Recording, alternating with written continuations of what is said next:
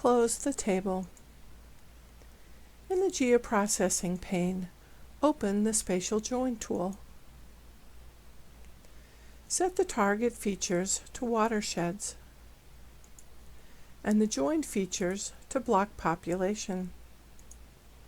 Name the output Watershed Pop.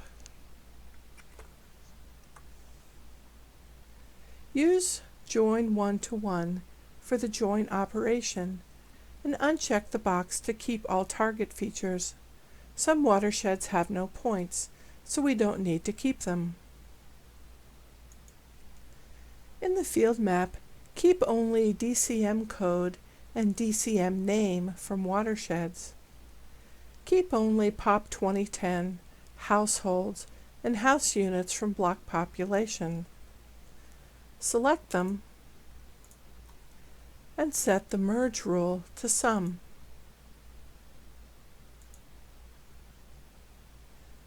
Set the match option to contains and run the tool.